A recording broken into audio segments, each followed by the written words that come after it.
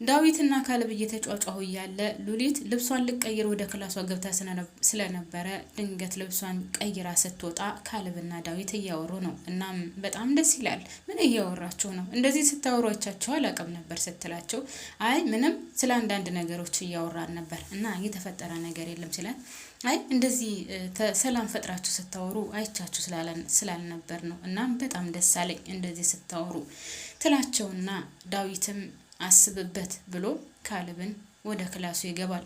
ልዕልትና ማለት ሉሊትና ዳዊት ፍቅራቸውን ለማደስ ብዙ ጊዜ ተለያይተው ቆይተው ስለነበረ ወደ ውጭ ወጣሉ። ዳዊት ወደ ክላሱ ገብቶ ቆይ እንዴት ሊያውቅ ቻለ? ዳዊት እንዴት ሊያውቅ ቻለ? ማለት ካሌብ እንዴት ሊያውቅ ቻለ? ማን ነገረው? እንዴት ሊያውቅ ቻለ? እያለ ለብቻው ያወራል። በሌላ በኩል ካሌብና ልዕልት አንድ ላይ ቁጭ ብለው ይህ ፍቅር ነበር የናፈቀኝ፣ ይህ ጊዜ ነበር የናፈቀኝ። ይሁንን ለመናገር እስከዛሬ በማይረባ ምክንያት ስላሳለፍናቸው ጊዜያቶች ወይም እንዳለፉብን በጣም ነው የሚቆጨኝ። እናም ካሁን በኋላ በፍጹም ጥሩ ጊዜያቶችን እንጂ መጥፎ ነገሮችን ወይም በመጥፎ ነገር አናሳልፍም። ሉሊት አይዞሽ፣ ካሁን በኋላ ከጎንሽ ነኝ። ማንም ቢሆን በመካከላችን ገብቶ ሊለየን አይችልም እና አንቺም ደግሞ ስለ ፍቅራችን መትጋት አለብሽ ሲላት፣ እሷም አዎ ካሁን በኋላ በመካከላችን ማንም እንዲገባብን መፍቀድ የለብንም ትለዋለች።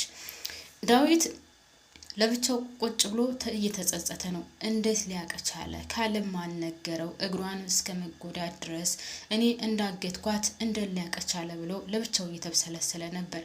ከዛም እህትየው ኤልሳ መጥታ፣ ቆይ ዳዊት ምን ሆነህ ነው? ሰሞኑን ልክ አይደለህም።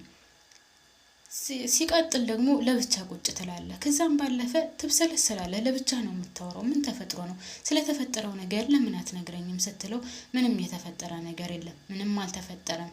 በቃ እንደዚሁ ነው። አንዳንድ ነገሮችን ለመስራት እያሰብኩ ስለሆነ ስለዛ ጉዳይ እያሰብኩ ነው ሲላት፣ እኔ ግን እንደዛ አይመስለኝም። ብቻ ግን እኔ አላቅም ስትለው፣ ምን እያልሽ ነው ያለሽው? ምንም የተፈጠረ ነገር የለም ይላታል። እሷም ያው ሉሊት እኮ ከካሌብ ጋር ታርቃለች፣ የታለች ብሎ ጠይቋት፣ የት ልትሄድ ነው ብሎ ጠይቋት ስለነበረ ሉሊትና ካሌብ እኮ ታርቀዋል። አየህ አይደለ? በሉሊትና በካሌብ የተፈጠረውን እርቅ መበተን አለብን ትለዋለች ዳዊትን። እሷ ያው እሷን አልፈልግም ስላላትና ብዙ ነገር አድርጋ ነበር እንድለያዩ። ነገር ግን ያ ነገር ስላልተሳካላት አሁንም ከእግሯ ስር ወድቆ ይቅርታ ሲላት አይታ ስለነበረ ለዳዊት እቤት መጥቶ ከእግሯ ስር ወድቆ ይቅርታ ጠይቆ አታሏታል። እሷም በየዋህነቷ እሺ ይቅር ብለዋለች። ነገር ግን ካሌብ አሁን ሉሊትን ድርጅት ልከፍት ስለሆነ በዛ ምክንያት ፈልጓት እንጂ የእውነት አይወዳትም፣ አያፈቅራትም። እኔ ዳዊትን አውቀዋለሁኝ ስትለው፣ ካሌብን አውቀዋለሁ ስትለው፣ ዳዊት ደግሞ እኔ የሚያገባኝ ነገር የለም፣ ሉሊት ትልቅ ልጅ ናት፣ ስለ ራሷ ማወቅ ትችላለች፣ ስለ ራሷም ብዙ ነገር ታውቃለች። እናም እኔ እንደዚህ ነው ማለት አልችልም ሲላትኝ፣ እሷም እኔ በፍጹም አልተውም፣ እኔ አልተዋትም፣ እኔ እህቷ እያለሁኝ በፍጹም ልተዋት አልችልም። ምክንያቱም ካሌብ በጣም መጥፎ ሰው ነው፣ በጣም ነው የምታሳዝነው። እሷ ታሳዝናለች።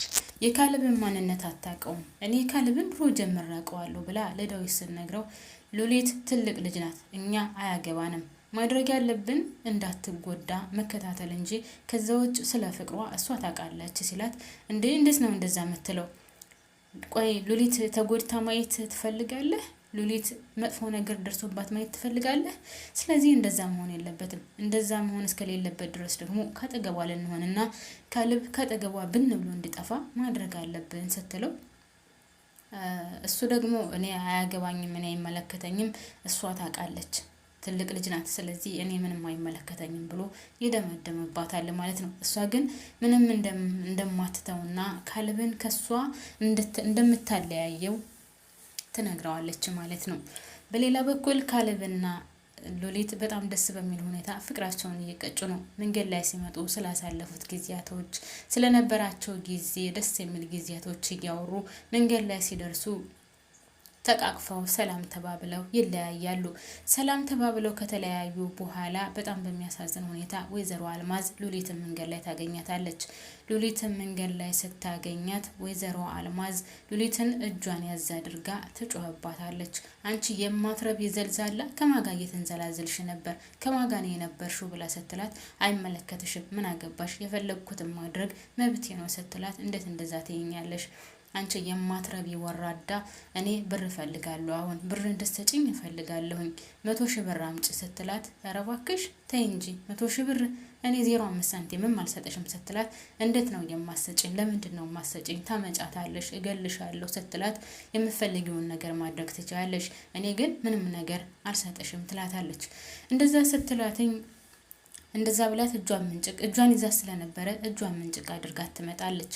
እጇን ምንጭቅ አድርጋ ስትመጣ ወይዘሮ አልማዝም እገልሻለሁ፣ አሳይሻለሁ እያለች ትፎክርባታለች። በሌላ በኩል ከዛ በፊት ግን ሉሊትና ኤልሳ አንድ ላይ ቁጭ ብለው ሉሊት በጣም ጨንቋታል። ምክንያቱም የካሌብ አባት ጠንቋይ መሆኑን ሉሊት ስለማታቅ ልዕልት በጣም ተጨንቃለች።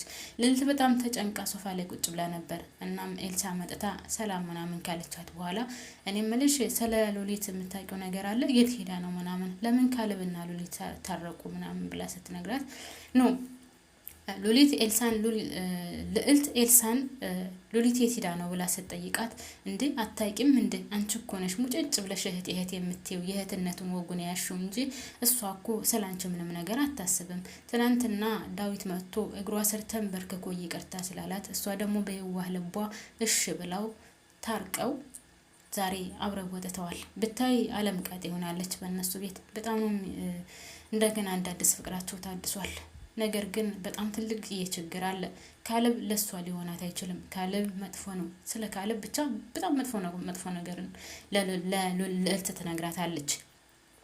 ልዕልትም እናቷ አባቷ ጠንቋይ ነው ምናምን ብላ ነግራት ስለነበረ ስለሱም እያሰበች ስለነበረ አንቺ ቆይ በእኔና በሷ መካከል ስላለው ነገር ለምንድን ነው የምትናገረው? በእኔና በእህቴ መካከል በፍጹም መጥፎ ነገር እንድታወሪ አልፈልግም።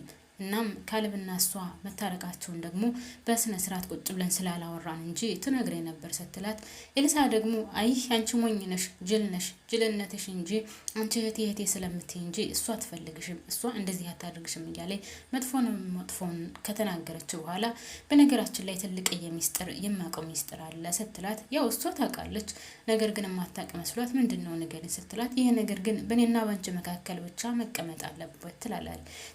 እሷ እሺ ለማንም አልናገርም ንገሪኝ በቃ ስትላት፣ የሚገርምሽ ነገር የካሌብ ቤተሰቦች ወይም የካሌብ አባት በጣም ኃይለኛ ጠንቋይ ነበረ።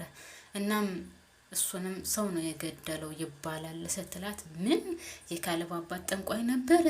እንዴት አወቅሽ? እንዴት ልታውቂ ቻልሽ? ስትላት፣ በቃ አወቅኩኝ። እኔ የድሮ ፍቅረኛው ስለነበርኩኝ ካሌብን ከድሮ ጀምሮ ስለማቀው አወቅኩኝ በቃ። ነገር ግን አደራሽን ይሄ ነገር በእኔና ባንቺ መካከል እንድቀር ስትላት፣ አይ በቃ ምንም ችግር የለውም፣ ግን በጣም ነው የማዝነው፣ እንዴት እንደዚህ ሊሆን ይችላል ትላታለች። እናም አንቺ ስለዚህ ነገር እንደልታቂ ቻል ስትላት፣ ያው ድሮ ጀምራ ካሌብን እንደምታውቀው ምናምን ትነግራታለች ማለት ነው። በሌላ በኩል ወይዘሮ አልማዝ ጋር ተጨቃጭቃ ልዕልት ከቤት ትመጣለች።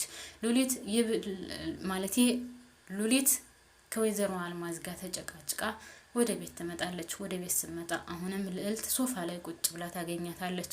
ልዕልት ሶፋ ላይ ቁጭ ብላ ቲቪ ያየች ደብሯትም ስለነበረ ሉሊት ስትመጣ ሰላም ከተባባሉ በኋላ የት ሄደሽ ነው ስትላትኝ፣ ካሌብን አግኝቸው ከካሌብ ጋር ነበር የወጣ ነው ስትላት፣ ይቅርታ አልነገርኩሽም ስትላት፣ አይ እኔ ሰምቻለሁ አውቃለሁ ኤልሳ ነግራኛለች ስትላት፣ ኤልሳ ደግሞ እንደታወቀች እኔና እሱ መታረቃችንን እንደታወቀ ስትላት፣ አይ እህቴ እሷ ከወዳችን ውስጥ ወይም በወዳችን ምን እንደምናስብ ራሱ ታውቃለች፣ እኔ ምን አውቃለሁ ብለሽ ነው? ብቻ እሷ ናት የነገረችኝ ትላታለች።